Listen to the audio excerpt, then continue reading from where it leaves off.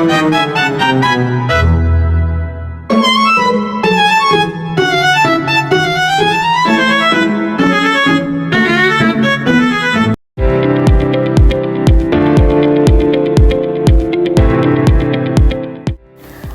kamu tahu bahwa hewan juga bereproduksi secara aseksual loh?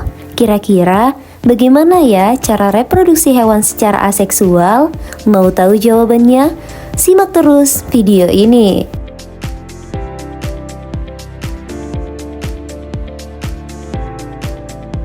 Hewan juga bisa mengalami reproduksi aseksual. Reproduksi aseksual pada hewan ada 3, yaitu tunas, fragmentasi, dan partenogenesis. Tunas adalah reproduksi aseksual dengan membentuk tunas seperti pada tumbuhan. Contohnya kelompok Porifera, Solentarata, dan Hydra. Berbeda dengan tunas, ada fragmentasi. Fragmentasi adalah reproduksi aseksual pada hewan dengan cara memotong tubuhnya. Fragmentasi ada 2 tahapan. Yang pertama adalah pematahan atau pemotongan tubuh menjadi 2 bagian atau lebih. Ini yang sering disebut dengan fragmentasi. Baru tahap yang kedua adalah regenerasi. Setiap potongan induk membentuk bagian tubuh lain yang tidak ada pada tubuh induk. Contoh hewan yang mengalami fragmentasi adalah cacing pipih atau biasanya cacing planaria. Nah, itu tadi tunas dan fragmentasi. Ada juga yang namanya partenogenesis. Partenogenesis adalah reproduksi aseksual yang betina menghasilkan ovum tanpa proses fertilisasi. Contohnya lebah, semut, kutu daun, dan kutu air. Pada lebah, ovum yang dibuahi akan tumbuh menjadi lebah betina atau steril. Yang tidak dibuahi akan menjadi lebah jantan atau fertil. Lebah betina bertugas sebagai pekerja, sedangkan lebah jantan bertugas menghasilkan sperma untuk membuahi ovum yang dihasilkan oleh lebah ratu. Lebah ratu adalah lebah yang menghasilkan telur dan telur tersebut akan menetas menjadi lebah betina dan lebah jantan. Wah, luar biasa banget kan lebah ini? Selanjutnya kita akan membahas reproduksi seksual pada hewan. Reproduksi seksual pada hewan terjadi melalui perkawinan yang selanjutnya terjadi proses fertilisasi sehingga menghasilkan zigot. Zigot akan tumbuh dan berkembang menjadi embrio dan kemudian menjadi individu baru. Pada hewan, fertilisasi ada 2 cara, yaitu internal dan eksternal. Fertilisasi internal terjadi apabila proses peleburan ovum oleh sperma terjadi di dalam tubuh hewan betina. Contohnya ayam, kucing, burung, dan sebagainya. Fertilisasi eksternal terjadi apabila proses peleburan ovum oleh sperma terjadi di luar tubuh hewan betina. Contohnya katak dan ikan, dan sebagainya. Berdasarkan cara perkembangbiakan dan kelahiran embrionya dibagi menjadi 3 bagian, yaitu pipipar, opipar, dan opopipipar.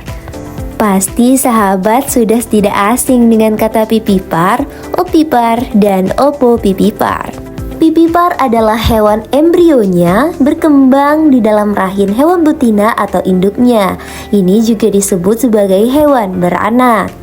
Embrio akan memperoleh nutrisi melalui plasenta. Pada mamalia, bayi hewan akan menerima nutrisi susu atau ASI jika pada manusia yang dihasilkan oleh induknya.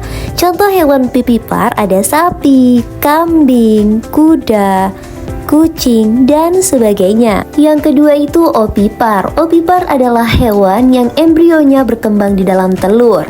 Ini disebut juga hewan bertelur. Telur ini dikeluarkan dari tubuh hewan betina dan dilengkapi oleh cangkang. Embrio yang berkembang di dalam telur akan mendapatkan nutrisi dari kuning telur. Contohnya ada ayam, burung, dan sebagainya. Dan yang terakhir ada opopipipar. Opopipipar adalah hewan beranak dan bertelur. Embrio berkembang di dalam telur, namun telur tidak dikeluarkan dari tubuh hewan betina, melainkan hanya embrionya saja yang dilahirkan. Contoh hewan opopipipar itu ada kadal atau beberapa jenis ular. Wah, ngeri banget nih bahas ular.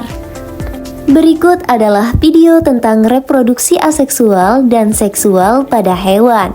Sahabat boleh cermati lebih lanjut di kesimpulan video ini. Selanjutnya, kita akan membahas tentang siklus hidup hewan. Hewan juga mengalami siklus hidup seperti pada manusia dan tumbuhan. Siklus hidup hewan merupakan rangkaian proses tahapan hidup yang dilalui oleh hewan mulai dari telur, menetas atau dilahirkan, masa remaja, dewasa, dan sampai menghasilkan sel kelamin yang siap dibuahi kemudian menghasilkan keturunan kembali.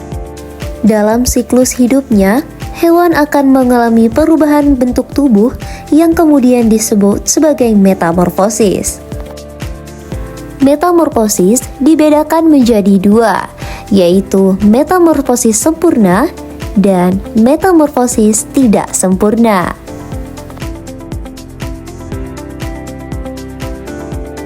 Metamorfosis sempurna atau holometabola adalah proses pertumbuhan yang terjadi dengan adanya perubahan bentuk ketika muda hingga akhirnya menjadi dewasa.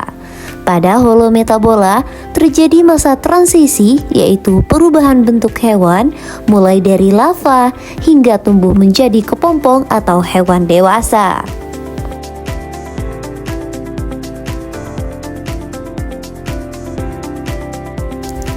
Pada metamorfosis sempurna, hewan mengalami 4 tahap, yaitu telur, kemudian larva, kemudian pupa, dan imago atau hewan dewasa. Contoh hewan yang mengalami metamorfosis sempurna adalah kupu-kupu, nyamuk, lalat, dan katak.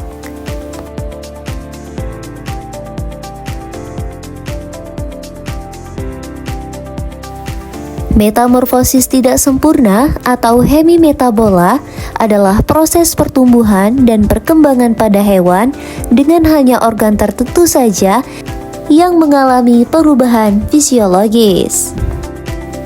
Fase metamorfosis tidak sempurna yaitu telur, nimpa, imago, atau hewan dewasa.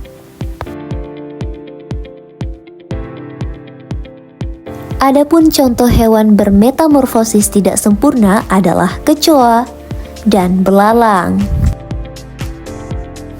Selanjutnya, kita akan membahas tentang teknologi reproduksi pada hewan.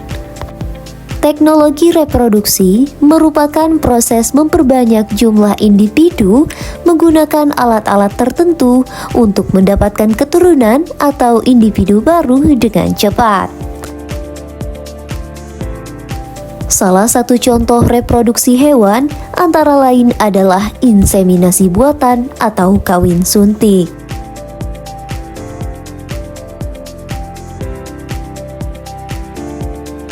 Inseminasi buatan atau kawin suntik merupakan cara untuk memasukkan sperma jantan ke dalam organ reproduksi betina dengan menggunakan alat tertentu.